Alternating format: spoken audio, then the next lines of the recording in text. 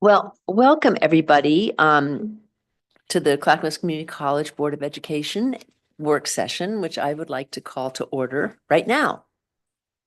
And we have organic farming presentations, so I'd like to call up Associate Dean Adria Snitker, please, to introduce folks. Yes, and present the entire thing. Yeah. Well, I would love to call out Dawn and other folks as well. Is this on? Yeah. Okay, wonderful. Well, I'm really excited to be able to introduce Dawn. She began, so I'll just give a little brief intro about her.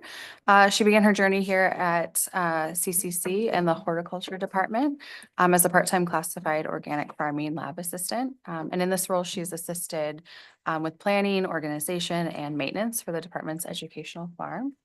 And then starting in fall 2024, Dawn has expanded her responsibilities by teaching several organic farming courses, including the herb series and the organic farming practicum series.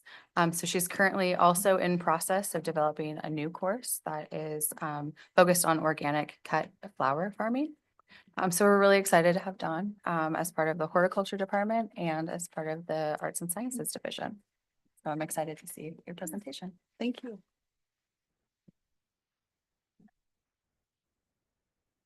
Awesome. Yeah, welcome. Yeah, Welcome, Don. I'm really excited to be here. My student that graduated last year, Kylie Steele, is joining me.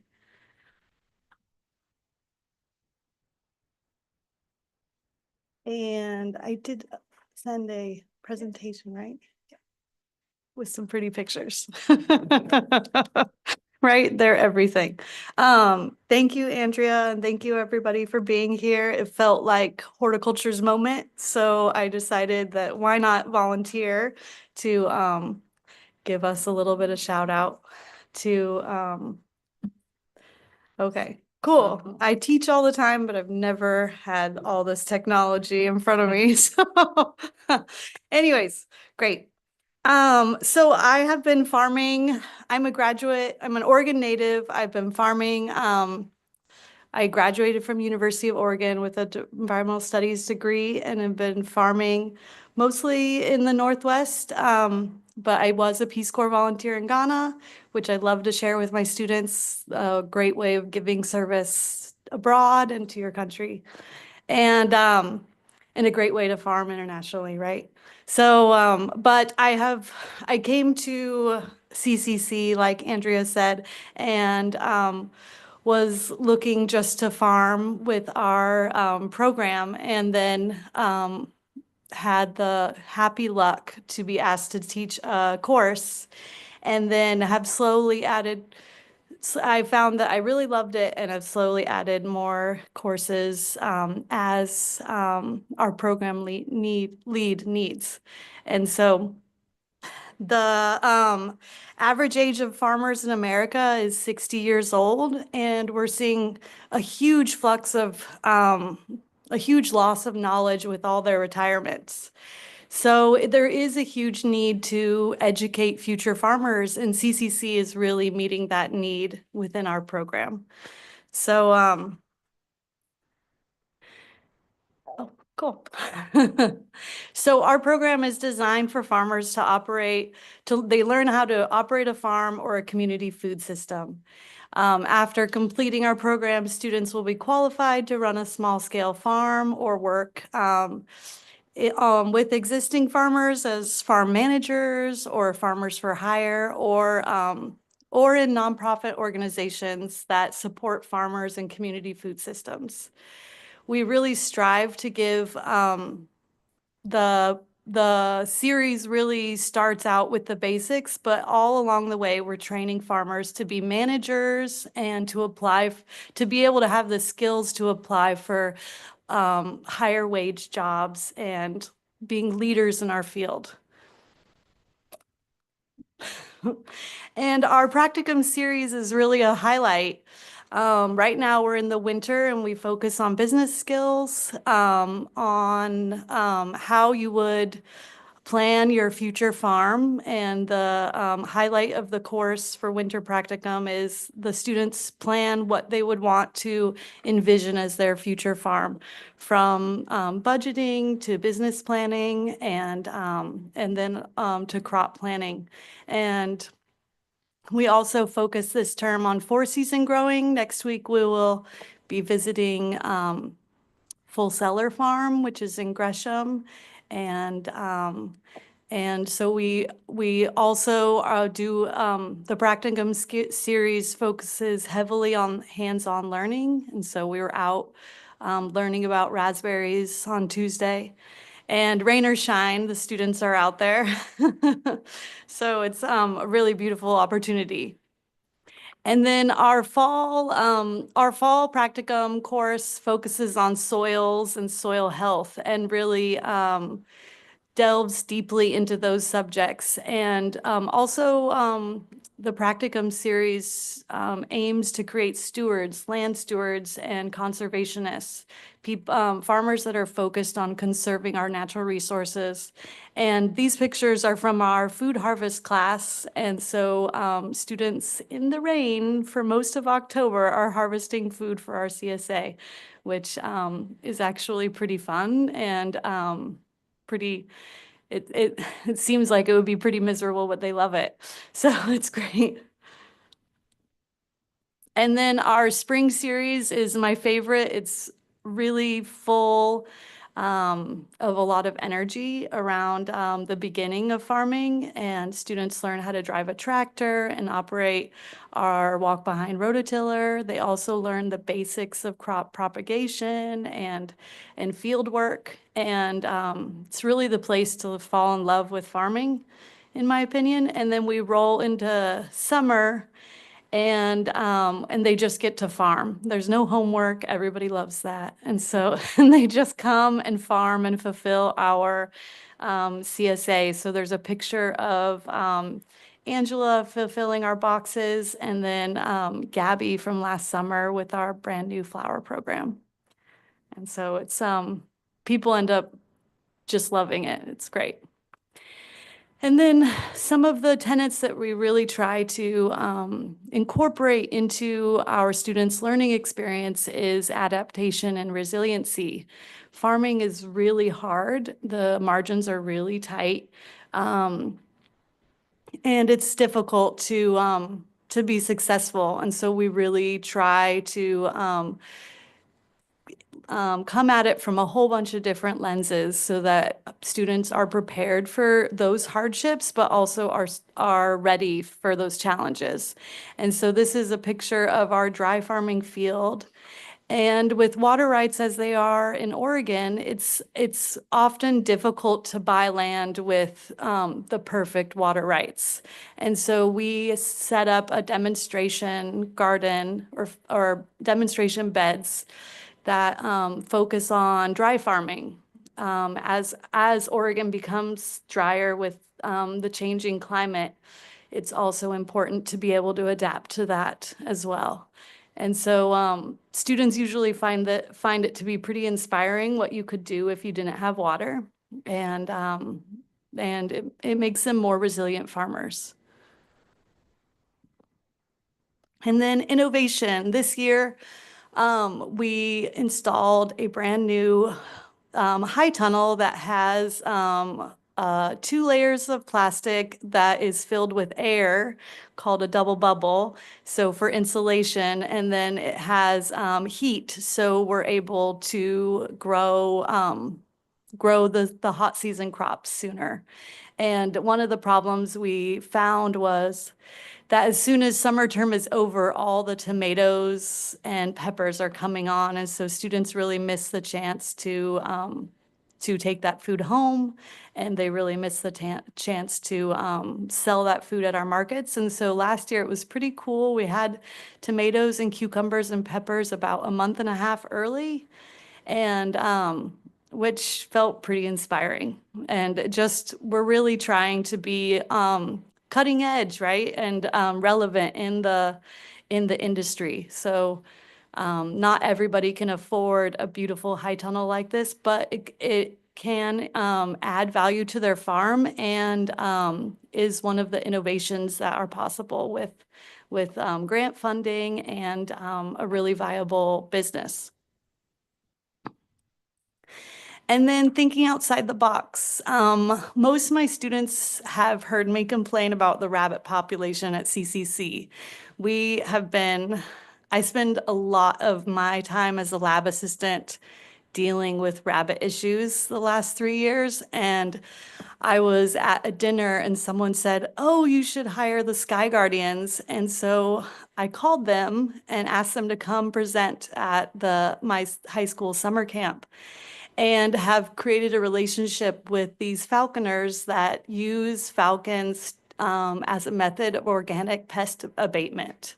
So they bring the falcons out and they actually catch and take the rabbits home for their other falcons to eat. And just really demonstrates, they came out last week to present to the Hort Club, and it really demonstrates innovation and just thinking outside the box, like how else could we solve this problem in an organic way?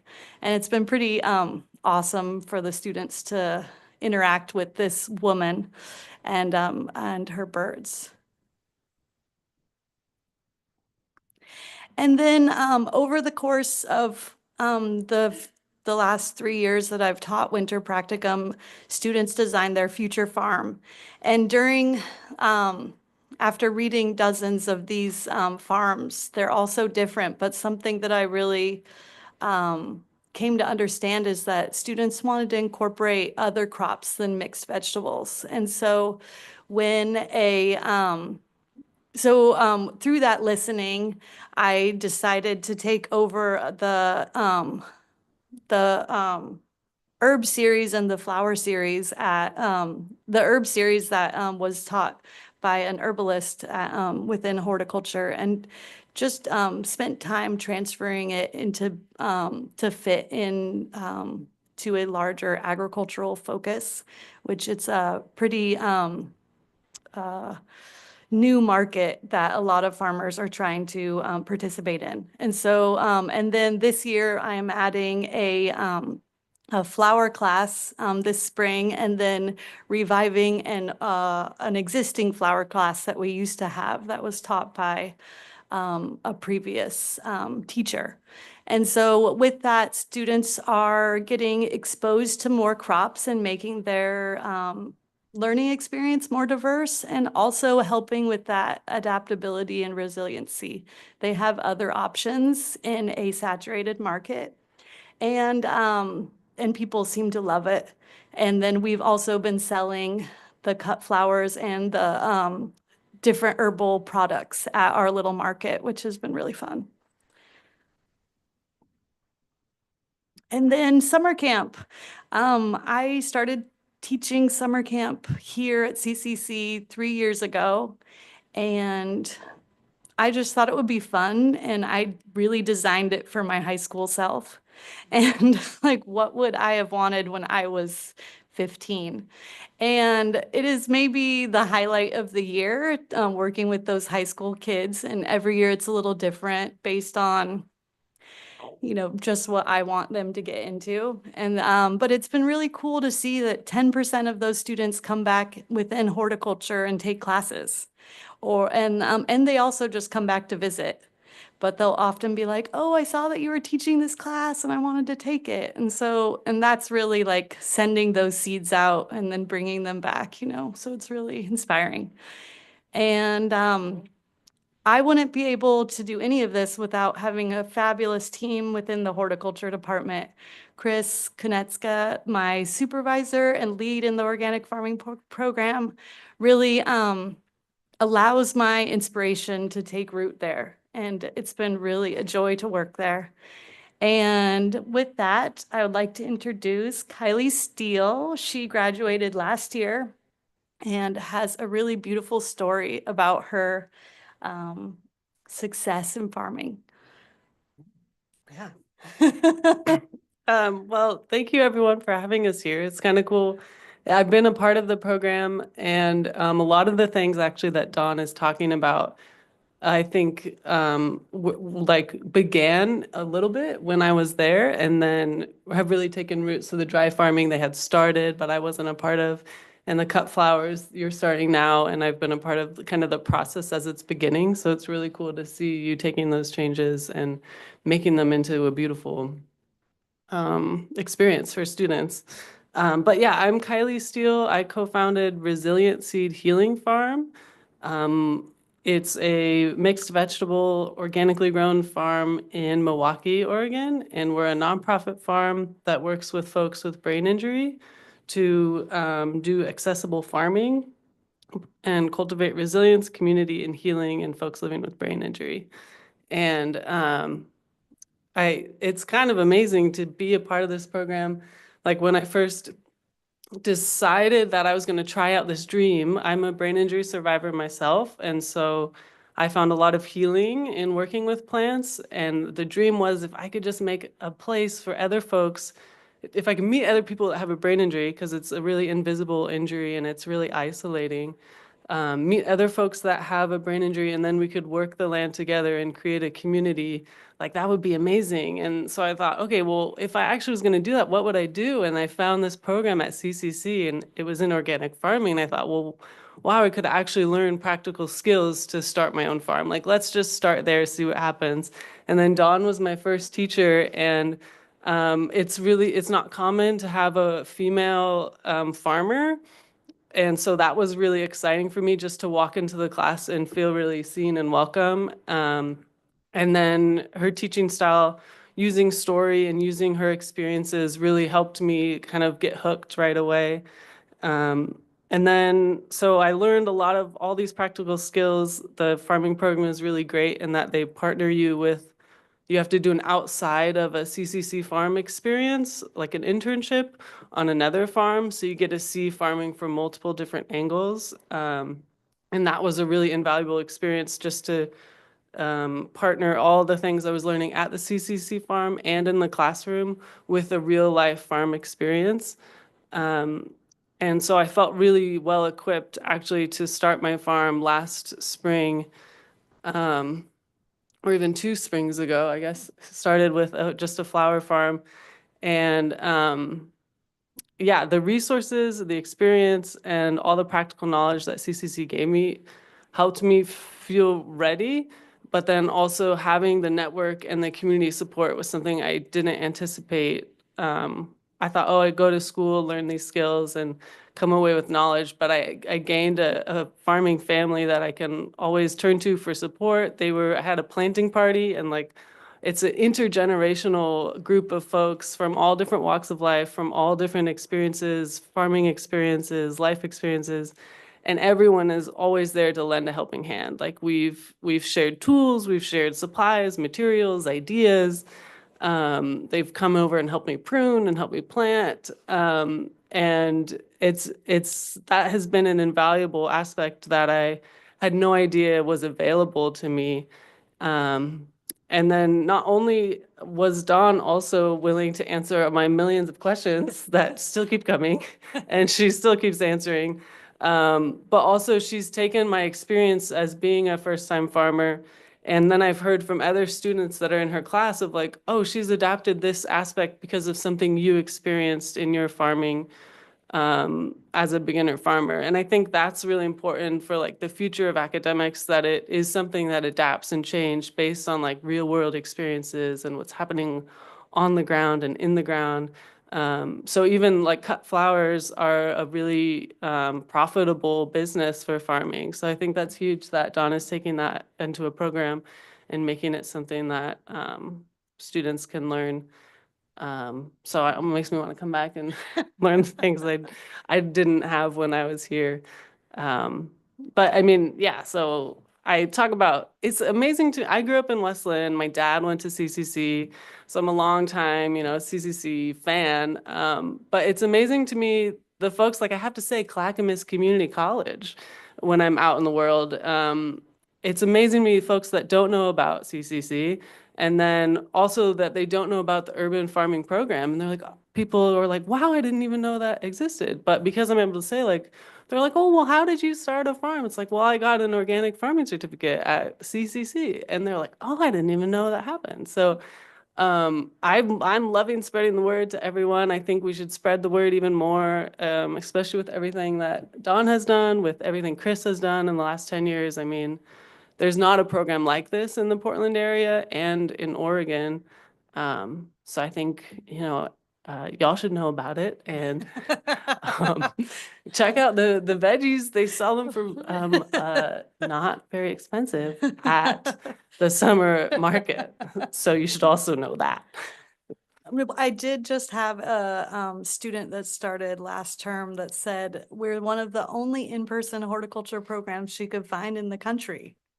Yeah, and I know it, yes, and in the Northwest, and she relocated to come here.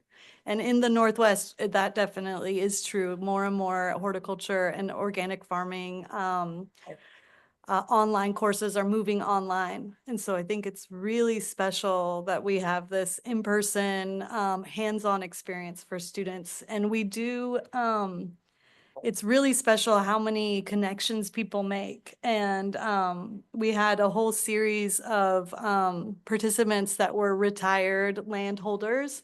And I've seen them reach out to some of the younger generation in our program and make connections and start to farm together. And having that, like, not only access to land, but cooperation is really beautiful. Yeah. Yeah. Thank you for having us. Yeah. Do you have Thank any you. questions? Yeah, are there any questions? I mean, I have 1,000 of them. As a former resident of an organic flower farm, I cheer for your work in that field. But since you just spoke about that partnership, I know that one of the biggest challenges for farming in the future is making those sorts of connections. So I'm curious about if there's anything you've done to kind of help that cross-generational connection making within the program. And then two, a few months ago, I spent some time with Adelante Mojares, and they've got a program in Washington County where they're connecting aspirational urban farmers with land opportunities. So I was just curious if you were in any way conversing with them or connected with their efforts. That's, yeah, the person, we went to a small farm conference at OSU. Yeah. And we partner with them often. And one of the main people from that organization won that award. Yeah. Well, I would say yes and no. I think one of the beautiful things is or kind of happenstance way people connect. And so I think we provide the opportunity for that, I guess, and then encouragement when we do a lot of listening to what students' personal journeys are, and they do a lot of journaling about where they're going throughout the program. And so there are connections that are made just from that, I think, from us being like, oh, so-and-so wanted to do this thing and so-and-so has land, so it does happen. And then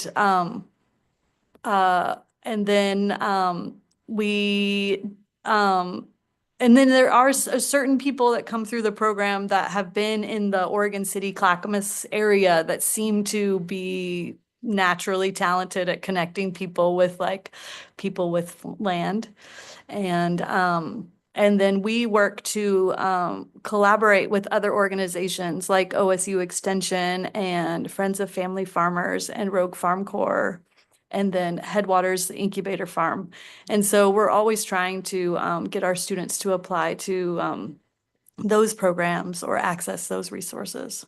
Yeah. So it happens organically. Yes, it does happen Oh, good, organically. yeah.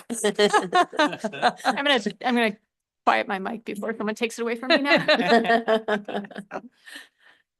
Mhm. Any other comments or questions? This is incredibly inspiring to me. We have a student in Estacada that I work at our middle school has a Yeah. farm seed, Uh-huh. and we have a student of who helps there and also Oh. works at the Estacada Area Food Bank. Oh, Tyler. Tyler. Yes. Yes, Wonderful. yes, he's really good. So, Awesome. yeah, it's a good, he speaks highly of the program, as do all of the students that I have Mhm. met that have been there. It just sounds wonderful. Yeah, it is. Yes. Well, thank you. Thank you so much. And thank you for sharing your story. It was pretty inspiring. It just gets me excited, as we are starting to work toward our new Center of Excellence for horticulture and for farming and just the things you're talking about, right? Where we're trying to bring people in and do some intergenerational work around that and expose people. As you said, there's a lot of people that still don't know that this is here. And when that vision comes to fruition and people really are driving down and see what's possible and kind of want to come and find out more about it, I think there's just going to be even more excitement about what you do there. So thank you for that. It's got me excited in thinking about a lot of different ways, not just organically. But and this is kind of fun.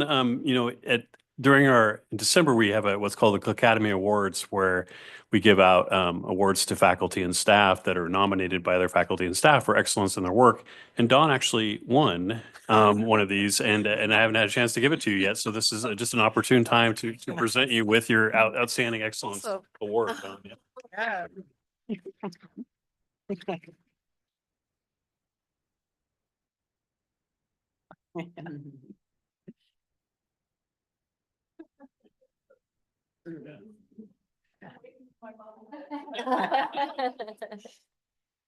Okay, well, thank you so much.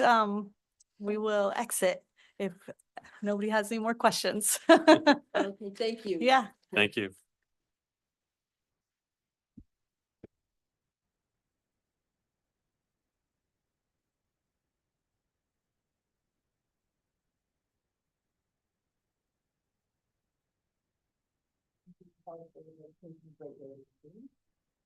This meeting is now called to order, and today is Wednesday, February 19th, 2025, and it's around 6:30 p.m. And my thing isn't on there. Okay. So Katie, can you call the roll, please? Yes, thank you, Chair. Position number 7, representing Canby and Malala, Irene Konev. Here. Position number 5, representing Westland and Wilsonville, Aaron Woods. Here. Position number 4, representing Oregon City, Josephine Joe Crenshaw. Position number 3, representing Gladstone and Johnson City, Wade Hathorn. Here. Position number 2, representing Clackamas and Happy Valley, Rob Wheeler. Here. Position number 1, representing Milwaukee, Kathy Heisey. Here. Position number 6, representing Estacada and Colton, and our chair, Jane Reed. Here. Thank you, Katie. Let me see, just one moment here. We are the labor and land acknowledgement. So, Rob, will you read that, please? Yes, we acknowledge that the Clackamas Community College campuses reside on the traditional homelands of the Clackamas, Cascades, and Tumwater bands of Chinooks, as well as the Tualatin and Pudding River bands of Kalapuya and the Northern Malala people. They lived and prospered by maintaining strong cultural ties to the land and through wise management of resources. As signers of the Willamette Valley Treaty of 1855, they were removed from their homelands to the Grand Ronde Indian Reservation, where they became members of the Confederated Tribes of Grand Ronde. Please join us in taking this opportunity to thank and honor the original caretakers of this land, their lives, and their descendants that live on as tribal members today, still carrying on the traditions and cultures of their ancestors.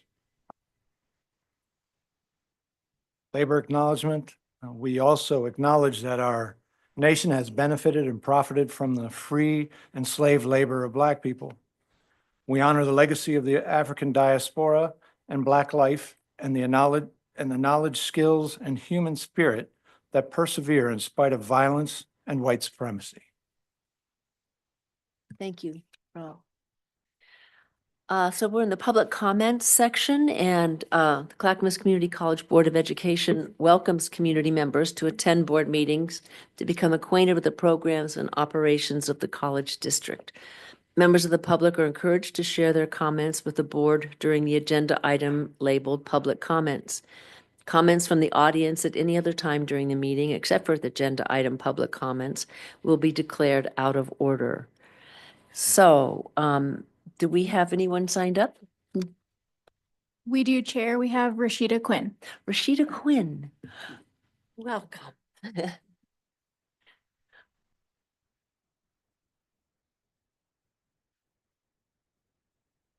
Good evening. Good evening.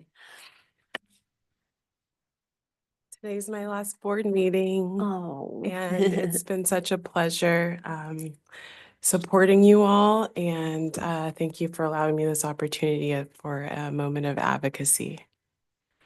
I stand before you, or sit before you, as a Black woman during Black History Month who has had the pleasure of spending the last 6 months learning to care for you and the community you steward.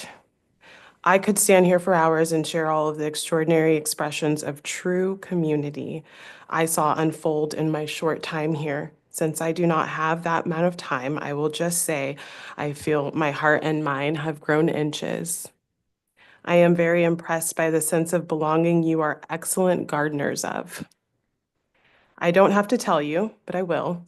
Dr. Cook is an exceptional, multifaceted leader with an intellect for collaborative strategic progress, only matched by his capacity for emotional intelligence. I think his history as a counselor is one of the most special aspects of his presence.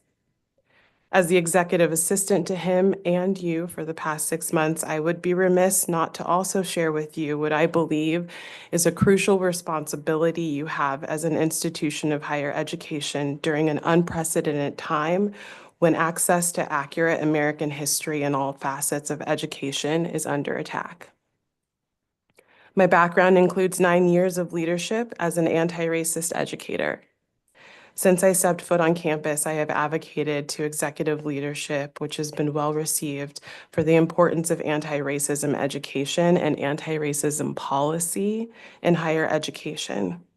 I am advocating for the same with you, a board, a policy board, stewarding higher education throughout many counties in this part of Oregon.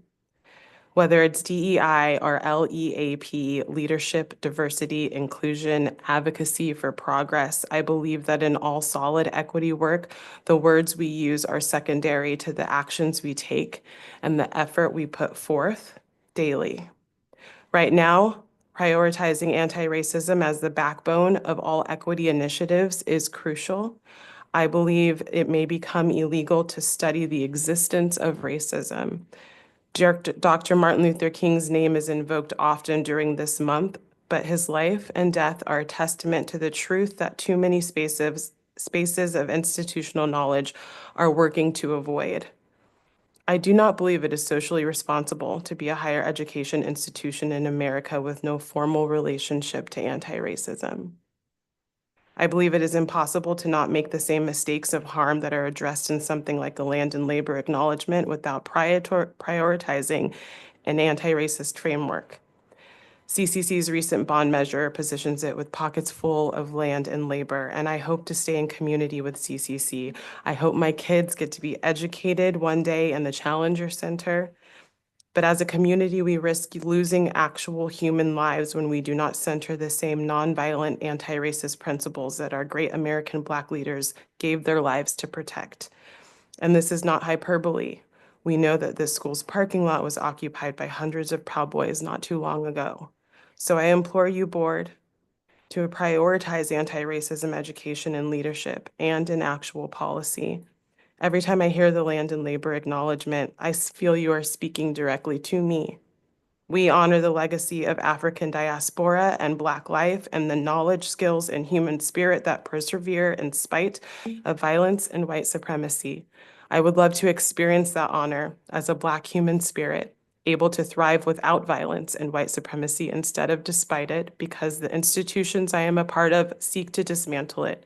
We can all do our part, The success of this college's accomplishments are tremendous, from horticulture to welding to new buildings and cutting-edge expanding programs. I am grateful to have spent time and space with such excellent means and abilities. Thank you for welcoming me. Thank you for receiving this moment of advocacy.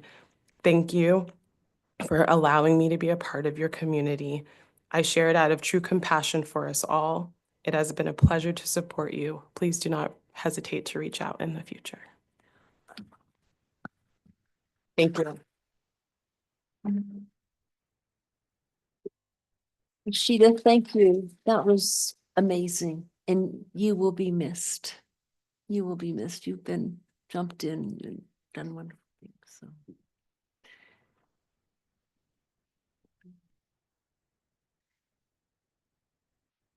Okay, well, we will move on to the consent agenda, and it consists of the following items. Approval of 1A minutes of the work and regular sessions of January 15th, 2025. 1B is the new childcare specialist apprenticeship certificate. Acceptance of 2A monthly financial reports and 2B personnel report. And since we're being asked to approve a new certificate in this consent agenda, I'd like to take a few minutes and ask David Plotkin if he, Vice President Plotkin, if he would come and give us a little overview for this. It's the new childcare specialist apprenticeship certificate.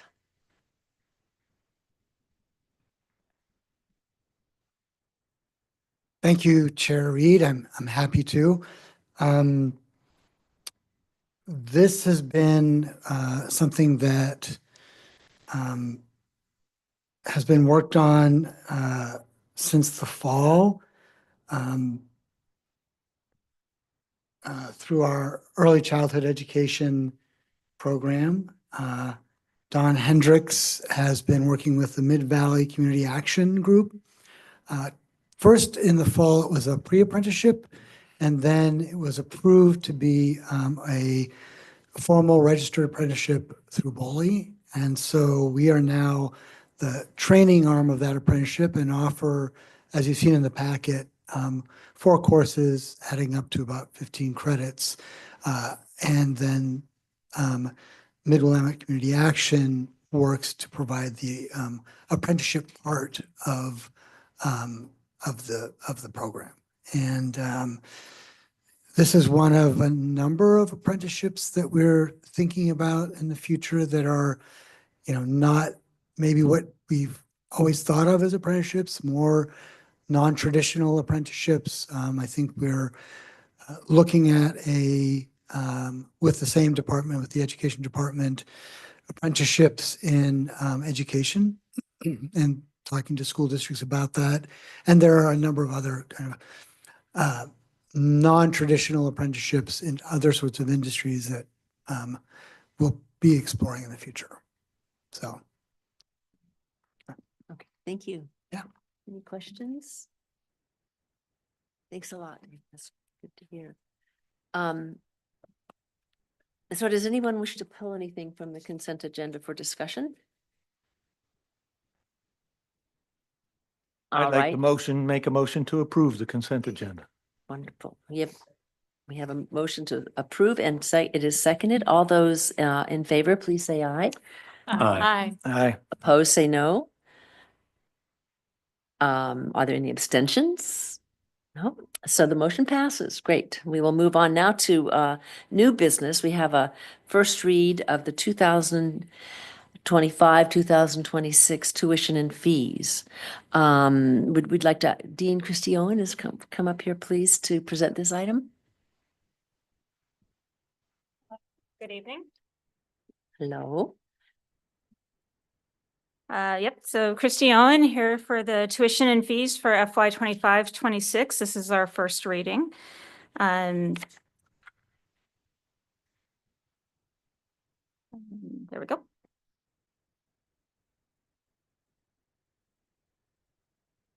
All right, so tuition and fees come through our annual budget process, and this starts with the initial guidance as received by the board in the fall.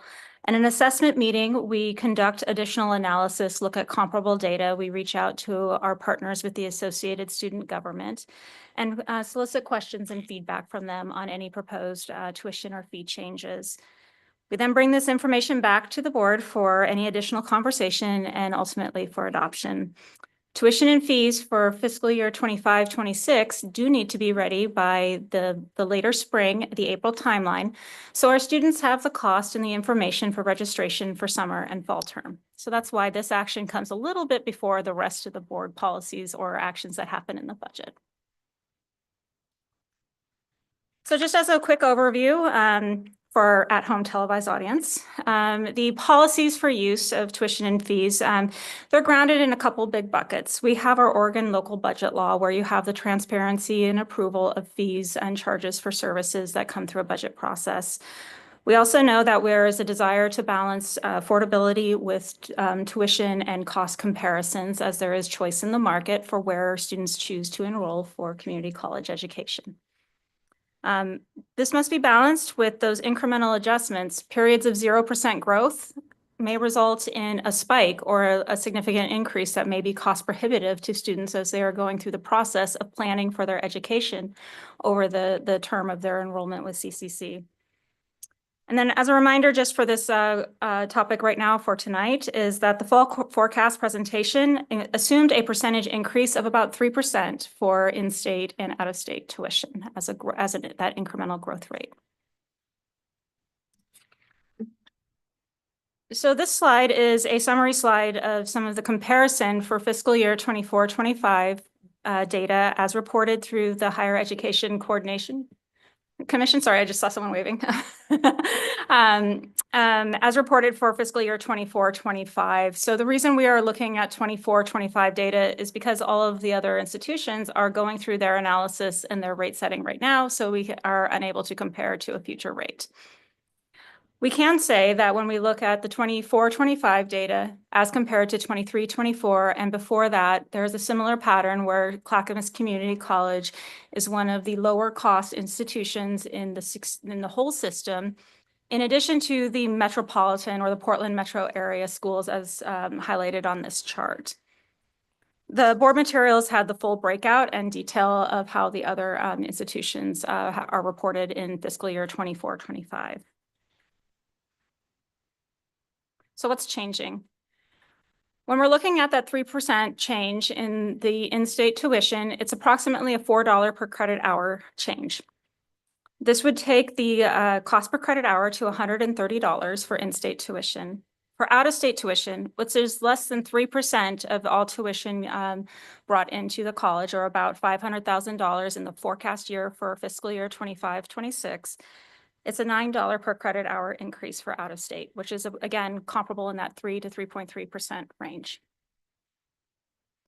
We do not have any proposed changes to the general fees for fiscal year 25-26. These were most recently adjusted in 23-24, and it is our recommendation that we monitor where those fees are, check them for cost recovery, and do periodic assessments on a 2 to 3 year cycle so we can see the impact before making the next incremental change. It is part of that balancing of tuition and fees because it all goes into the total cost or the total affordability that students are looking at. So that is our quick summary of what is coming forward with the tuition and fees, and we have time for questions and discussion. Any questions? Did you have one?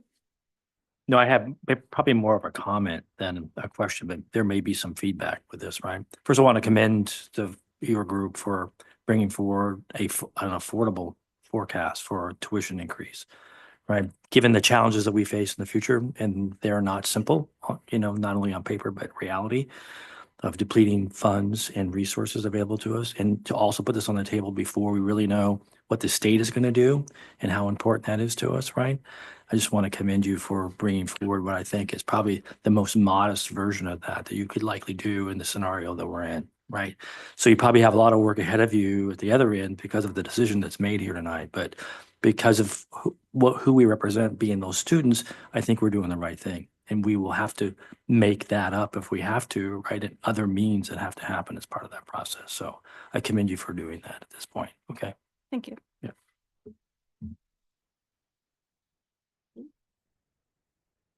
Anyone else? Okay. Well, thank you very much. No Dean problem. Grissom. Yes. Yeah. It's a first read, so if there are questions that come up between now and the next month, please send them through and we will get any information to you. Okay. Thank you.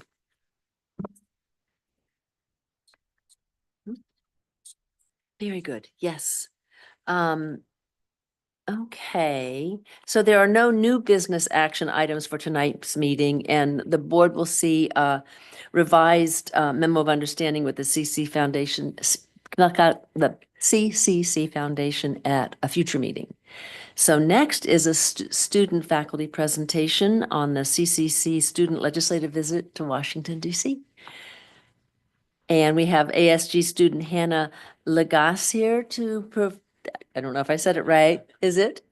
Lagasse? Legacy. Lagasse, okay, to provide us with a presentation about the trip that she and Jaslyn attended last week, and welcome. Hi. And if I can just kick it off with a brief intro, and then I'll turn it over to Hannah because I know she has a presentation. So I believe the board knows that every February, the college takes a contingency out to Washington, D.C. to advocate on federal issues important to community colleges. So this year we had two students with us, Hannah and Jacqueline, and then also board members Joe Crenshaw and Irene Konev that went out. This is part of work done by ACCT, our trustee organization, and AACC, our national organization for community colleges. And we spend that time with hundreds and hundreds and literally thousands of community college advocates from across the country advocating for typically changes to Pell or additions to Pell. We talked this year about some basic needs funding through that, some other policy issues that are important to community colleges. And it's a really wonderful time to get to go and actually be in front of our federal legislators. And I'll just say, you know, we take students every time because they're not interested in talking to presidents. They're not interested in even talking to board members. They're interested in talking to students. And so Hannah and Jacqueline did a fantastic job this year of advocating for students. And we just had a wet, cold trip with a lot of snow, but we got to meet with staffers and then with many members of our delegation. So with that, I'd love to turn it over and let you give your presentation. Okay. Hi, I'm Hannah Lagasse. I am part of Associated Student Government here at Clackamas Community College. My official title is Chair of Community Wellness Department. So I do a lot of student outreach. I work a lot with like student needs. And so I was one of two students chosen to go on the trip, which is very exciting. So here, sorry. Yours. Yes. It's not working on my end, but okay. So a summary of the trip, which President Cook has already gone through, is some of the stuff that we have done. So we met with the staffers of Senator Merkley and Senator Wyden to discuss allocating money or advocating money for the college. Jaslyn and I gave our first account as students to the staff and talked about some of our experiences as students at Clackamas Community College.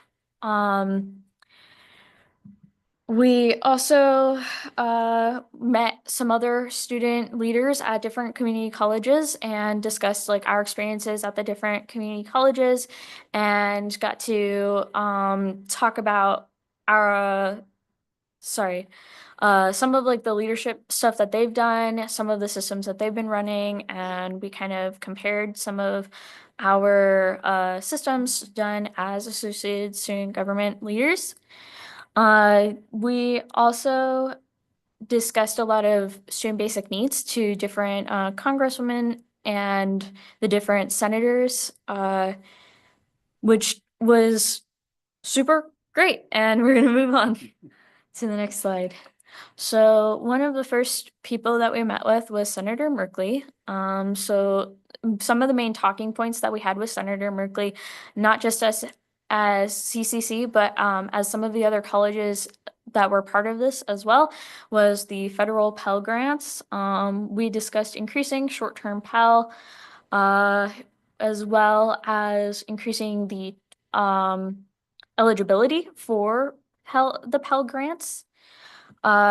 We discussed food insecurity, so we were talking about increasing or the expansion of SNAP, and discussed the sort of like experiences as students witnessing the food crisis and food insecurity. I have given my firsthand account as a college student.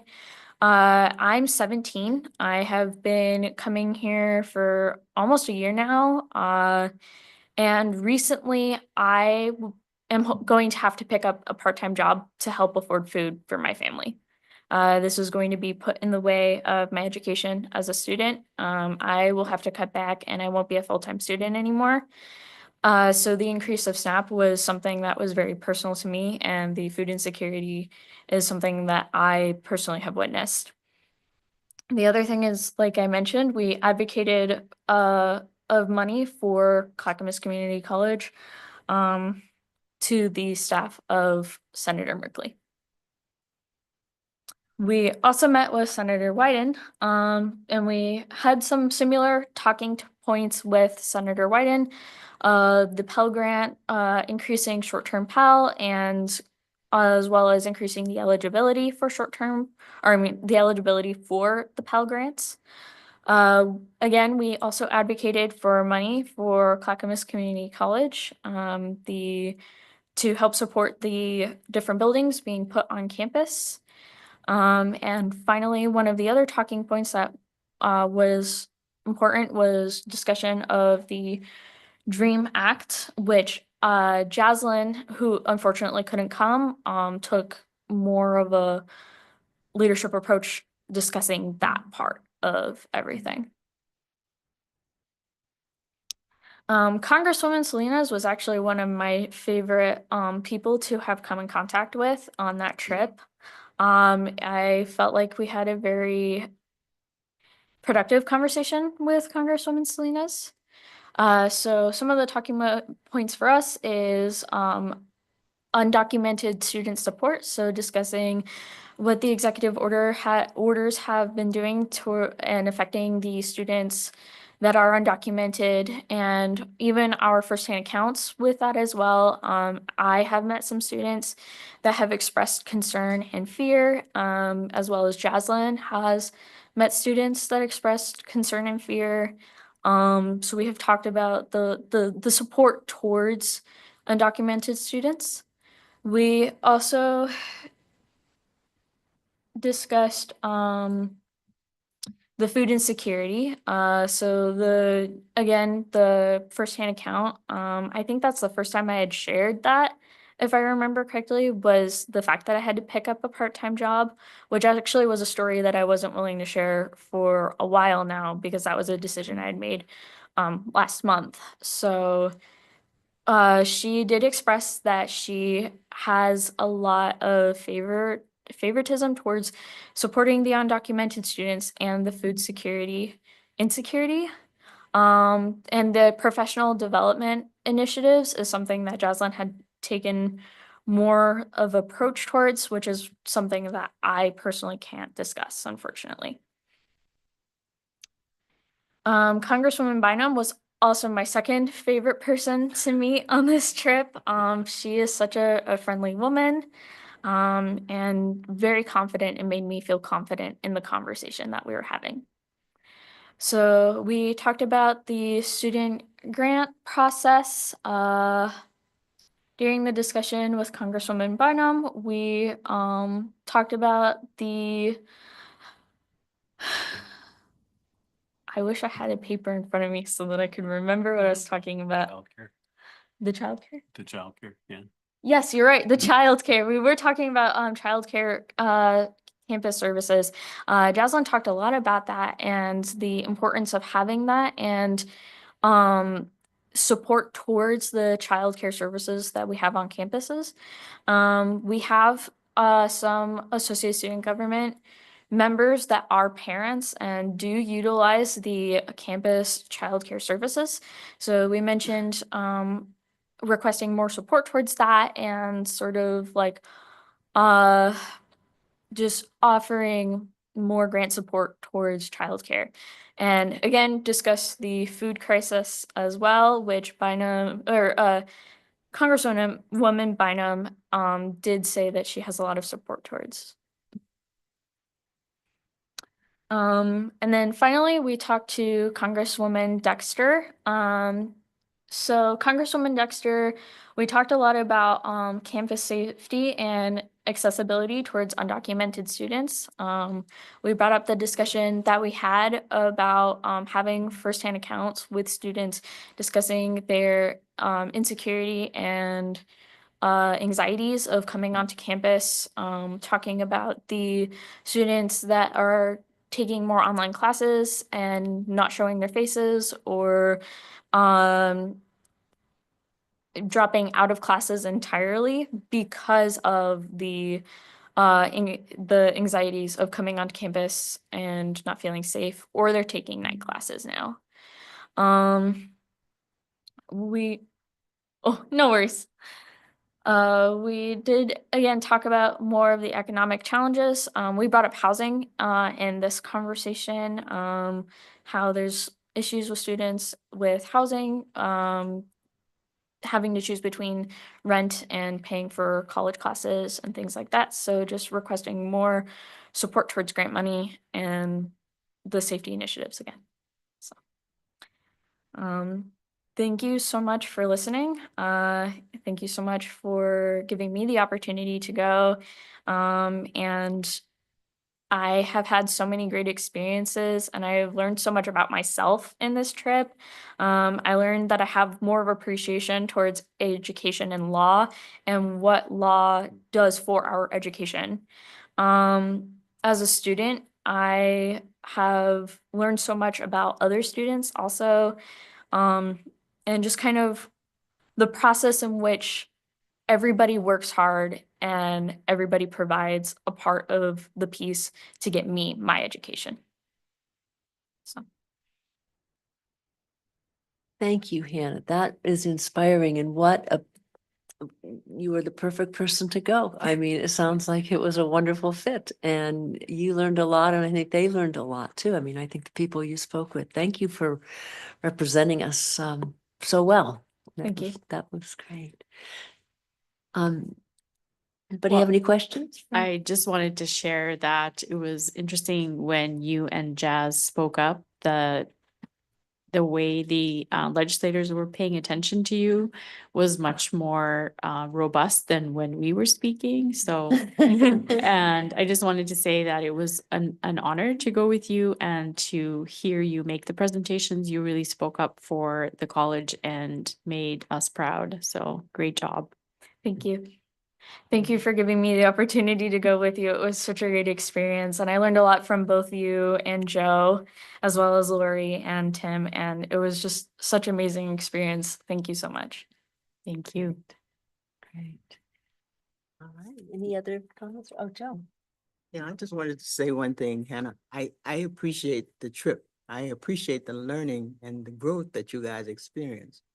I remember when our first meeting and the young man from PCC was talking and you were saying, God, we didn't get a chance to say what we need to say. I said, you gotta open up. By the time we left, you guys just took control. It was such a transformation. And I think that's what we get out of going with you, to learn and to experience what you experienced. And I know you felt so much better because when you walked away from there, you were just strutting. So I appreciate it and thank you for the experience. It's good to have a teenager around again. Thank you. Okay, well, thank you very much.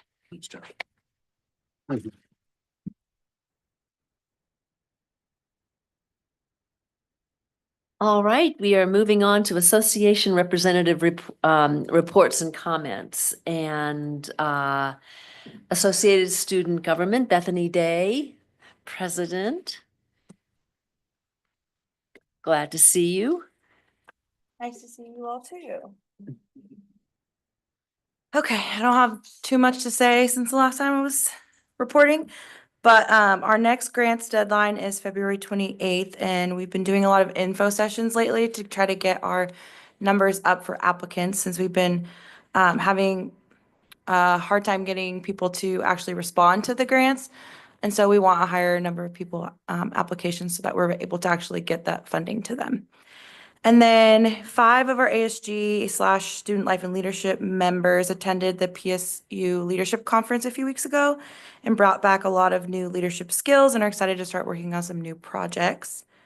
And then right now we're working, we have a committee that's working on the Constitution and bylaws for student government because our elections are going to be happening again in a few weeks, and hopefully you won't be seeing me back here again after next term. And I'll be moving on to better, bigger things.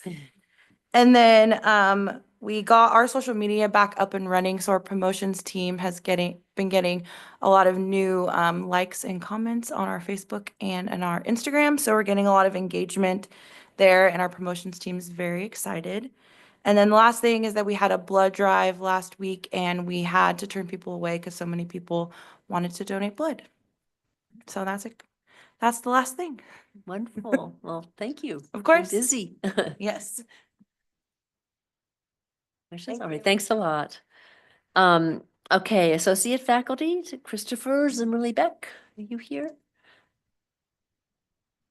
Nope, nope, nope.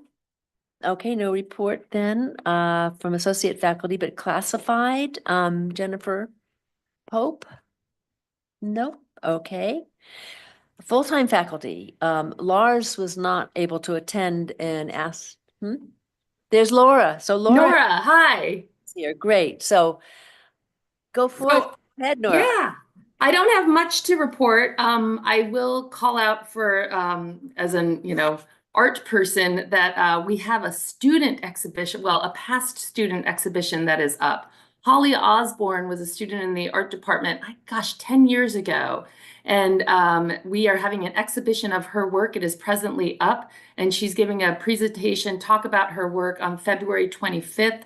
At 12:30. So if you're interested, come by. She was one of my favorite students of all time. I also wanted to call out that we're doing our annual study abroad trip to Ireland. So if any of you board members are interested, it's December 6th through the 18th. And they're recruiting travelers, students at this time. Eric Lee, Lucas Hahn, and Lorette Scott are going to be leading the trip. And then we also had a number of technology fund recipients from the full-time faculty ranks. They received funds for technology purchases to support their students and their classes they teach. And those people include Kathleen Hollingsworth, Melissa Jones, Dave Badstubner, and Lizzie Sauber. And that is my report. Thank you. Thank you. All right, so now we're going on to the president's business report. So I'll turn this over to Tim. Thank you, Chair. Just a few things to update the board on. One is we continue to see robust enrollment. For winter quarter as of this week, we're up 20% in reimbursable FTE from last year at this time. So it's those trends are really strong and have been really strong. 20. Yeah, it's pretty remarkable. I think you received an email, but if you didn't, Senator Merkley will be holding his Clackamas Town Hall in our gymnasium this Sunday at 6:30. They're expecting upwards of 700 to 1,000 people at that town hall. So if you'd like to attend, it's certainly timely. There's a lot of interest in what the senator is going to have to say at that meeting. And that's kind of what I wanted to just update you on. As you know, there's been a flurry of federal activity and executive orders that have really had quite an impact on our campus and on our students. and continue to, it's hard to believe it's only been a month because it feels like it's been a year. Just, every day it seems like there's something else that we have to attend to, learn about, see what the impact might be. And while most of these are may not go anywhere because they have to go through, court systems, or they have to go through Congress, or there's going to be a lot of challenges and things, the fear or the chaos that's generated as a result of these has had significant impact. So this probably doesn't surprise you. I just wanted you to be aware. Hannah talked about this a little bit. I mean, we're already seeing that students, undocumented students, aren't coming to class, or they're requesting online options and they're not turning on cameras. We are concerned about number of students filling out the FAFSA for next year because of that information, and particularly their parents being accessible to others, and so that could have an impact on this enrollment and the rest. And then we're just the general the colleague letter that came out around DEI or around anything that we do in losing funding around potential funding around that. Again, all of these things we don't know what will happen with them, but we have to be really thoughtful, and we have to really track what's happening with these. So, there's a weekly meeting now with OCCA. It actually is right before this board meeting at 4 o'clock today, where Karen Smith, our attorney at OCCA, is giving us an update on the legal activity around these orders. And her message has been very consistent, is that we have strong laws in Oregon, and we should not be pre-complying with any of this. And so we need to, continue to pay attention and to do our work, but to watch as these things play their course, play through. There are concerns, though, with our federal grants, and we have several $1 million in federal grants. We've been really fortunate these last few years, and as we've gone out, and what that impact might be. Should we have to sign some documentation or something about our activity around those, and whether we'll lose any money? It's too early to tell, but it's something we are certainly watching. In addition, now HEC has called a regular meeting of all of the university and community college presidents. So we had our first one this morning with private, public CCs, where we're all sharing just what the impacts are on campus, and what messages that we're sending out, and how to do that. So there's some collaboration there as well. And then here at Clackamas, we're holding a brief meeting on Friday mornings just to update college leadership, deans, directors, and so on, around what we know about this activity. It's a really hard to communicate this, and we could probably send out a message just about every day. And unfortunately, the message is that we just don't know, what the impact will be at this time. And that's a hard message, I think, for the college community to hear, because, we want to make sure our students are safe. We want to make sure our faculty and staff are safe, and that they have these opportunities. And what we say today may change tomorrow. And so we're trying to regularly communicate what we do know, and how that goes. But it's having, and I think, it's desired chilling effect on the work that we do. I think it's important that as a board and as a college, we remember our mission, we remember why we're here, and we, continue to work and serve students. We serve all students.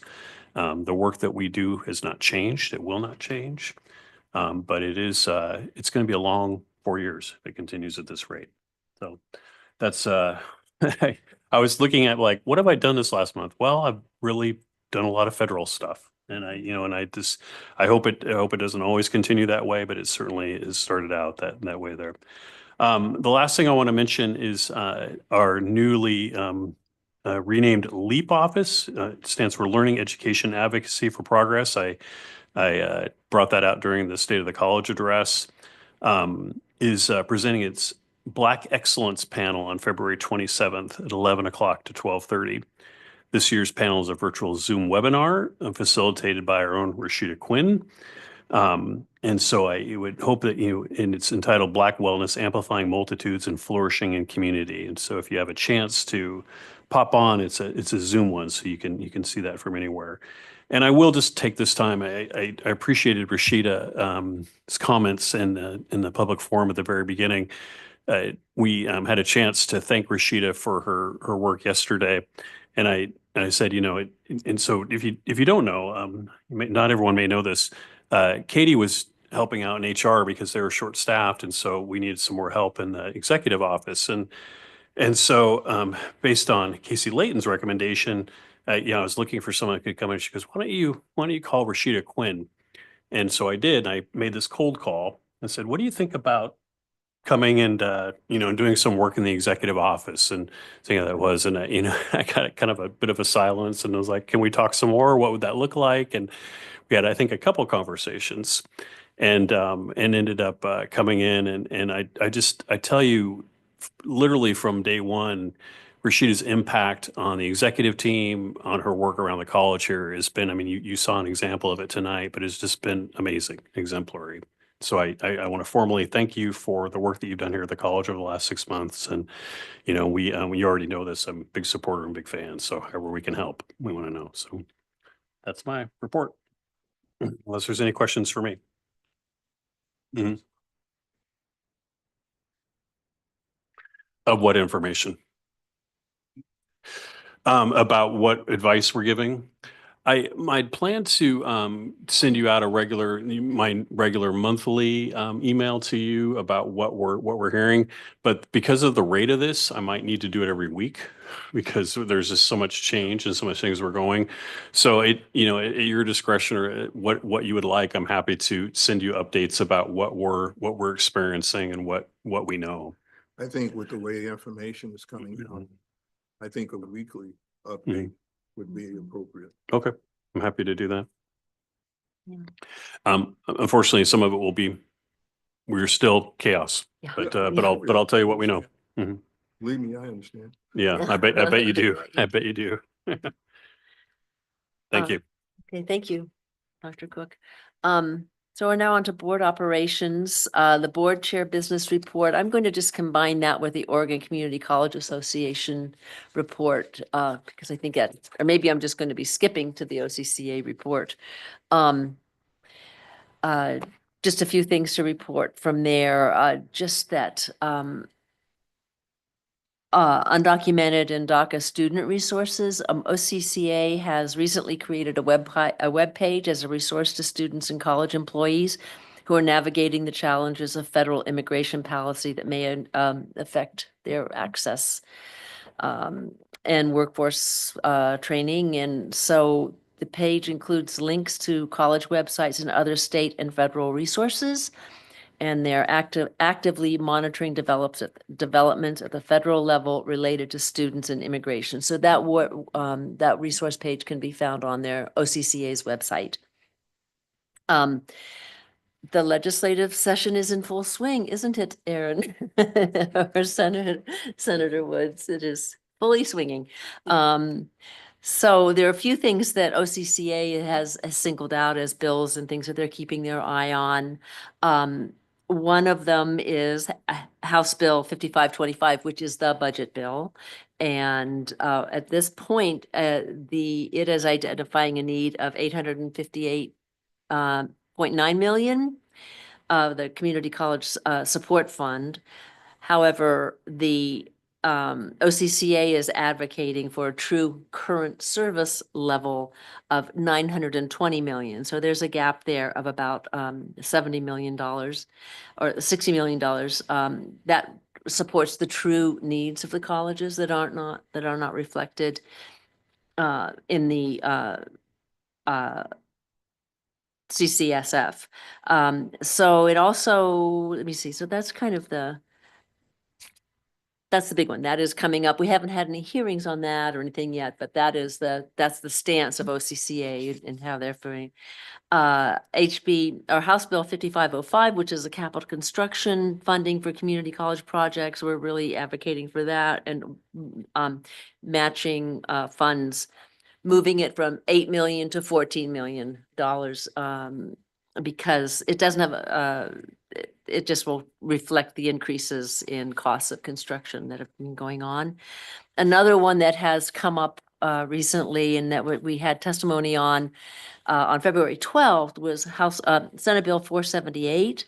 That would have changed community college governance and responsibilities. And the bill proposes to require boards to approve college memberships in state or national associations, permit them to provide $500 a month stipends to board members, which can be declined by board members, and it required boards to have official email addresses. Many of these things already are there and don't particularly need to be in legislation, but the other one is that they would require an additional voting board member who is a full-time student.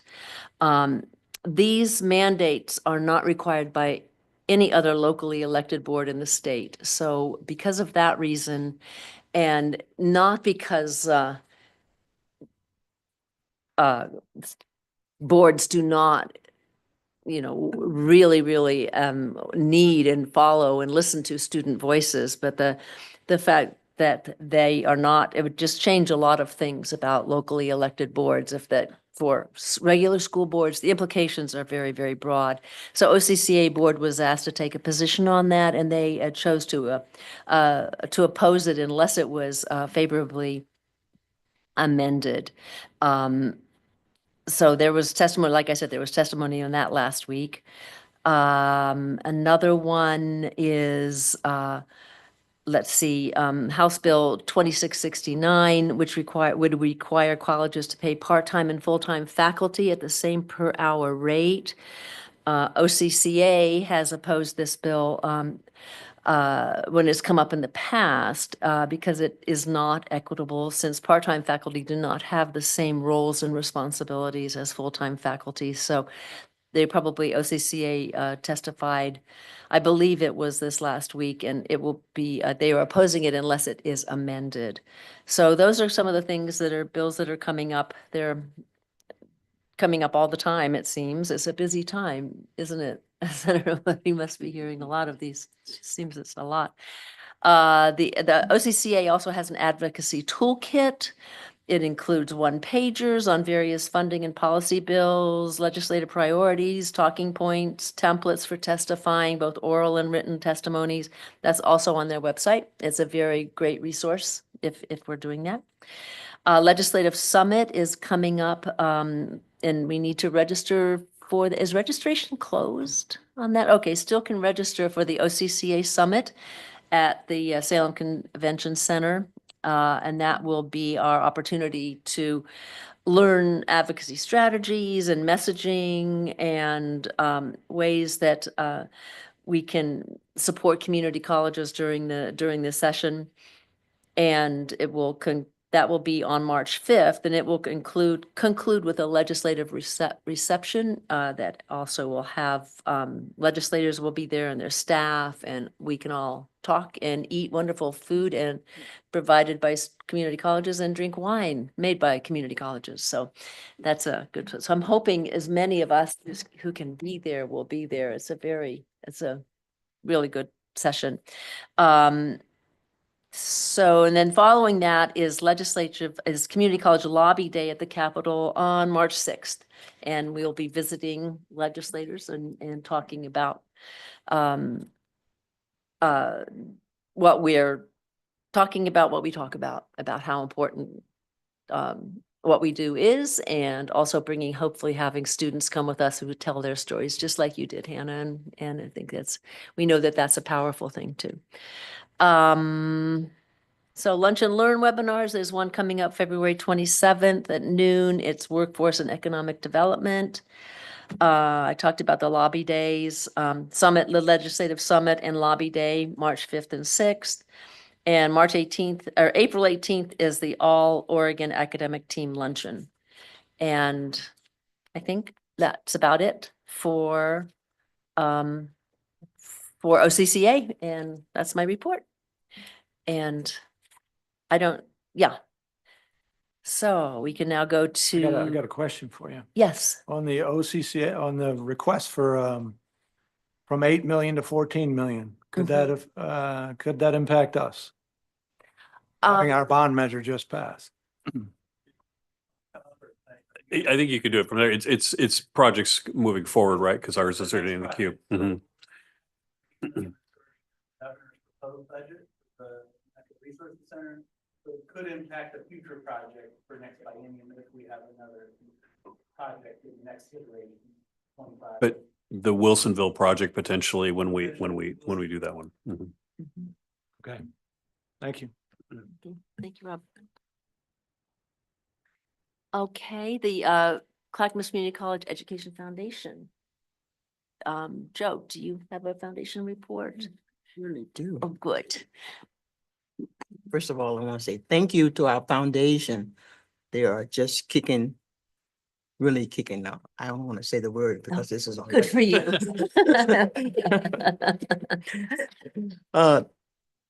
Scholarship applications for the spring awarding has opened, and they've received 122 applicants already in the first week, setting a new record.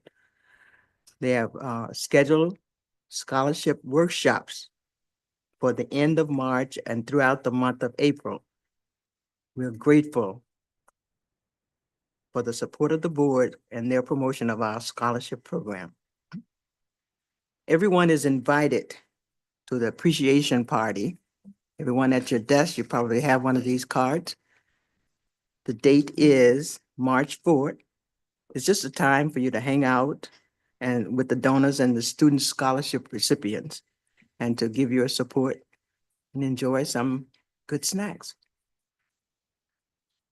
Rise Up is coming, and you know, we had this last year, I believe we had this nice flower on your desk. Rise Up is you are all is coming and you are all invited. Save the date and you're at your seat, you will see this beautiful flower. And what we are trying to do is to thank a few folk and really tell those folk about the scholarship program from the foundation. So any questions? We have a chair of the foundation in the back. Thank you. That's all I have. Okay. All right, and board members, community reports. Does anyone have anything they would like to report on from their communities? I have something to Yes. say, not so much a community necessarily, other than I watched the Lloyd DeReamer's confirmation hearing this morning for U.S. Secretary of Labor. And she gave a shout out to Clackamas Community College on workforce training in general, and just praise for the college. So I thought that was excellent. And it looks like she's probably going to get appointed. They were pretty gentle on her this morning, I thought. Local gal, you know, going up to national cabinet level. Pretty exciting.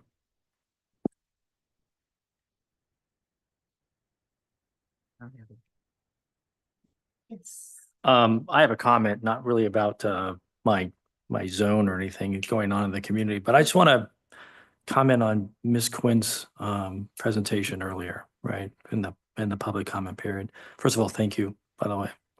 We were reminded of our responsibility as board members, right? Not only to listen to people like Ms. Quinn, right, but to hear her. And what she said was, be ready to act, because our actions are way more powerful than our words.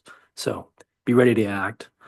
It's very clear, as President Cook has pointed out in my mind, that this institution and what we believe in will be challenged for the many years to come. And you will be asked to act, okay? And I hope that we can come together and act to defend the mission, purpose, and vision of this institution, regardless of what comes at us. It will possibly cost us something to do that. But let's hope that we don't pay in our own beliefs to make that happen. So thank you for your comments.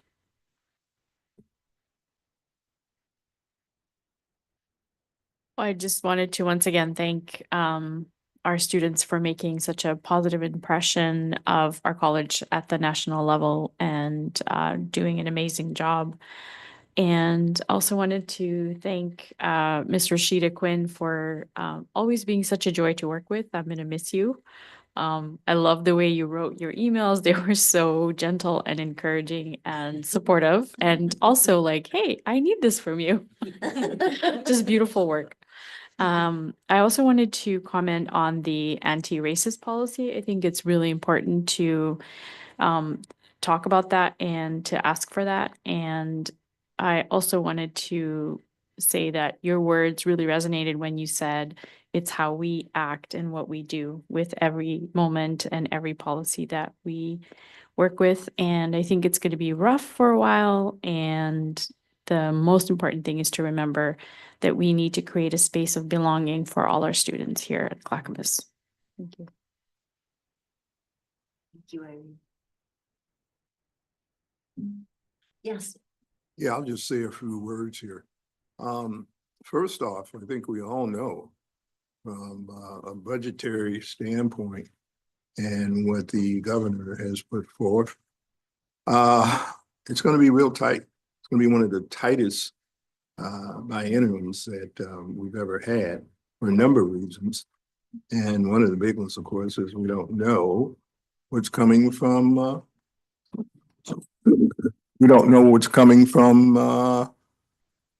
Congress. So I just want everybody to be prepared for that, because there's going to be some surprises, maybe not surprises, but some things that, some areas that people, I mean, I think you guys know I'm on the Ways and Means Full Committee, but I have a subcommittee that I chair. And let me tell you, all of these agencies are asking for more money, not less, or tightening the belt. And so it's going to be, this year is going to be very, very tight. However, when we talk about the educational piece, you know, myself and a few other representatives and senators are stalwarts in ensuring that as much as we can, we ensure that our educational money is not chopped up as much as what I think they may want to do. So I just want you to know that, okay? And the last thing I want to say is that this biennium is one where we have some interesting but different dynamics. When you look at the other side of the aisle, which fortunately I'm very friendly with, they're looking at things a little bit differently. Some are feeling a little, what I want to say, froggish because of where they're at. Others are realizing, hey, we just don't know. So I just want you to know that we are looking at that very closely.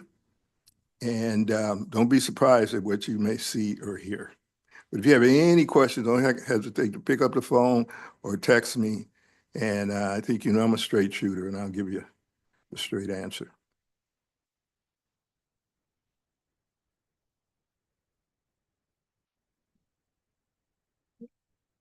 Nope. Okay. I think on that note, which was a good one, we have no further business. And so the Clackamas Community College Board of Education is now adjourned.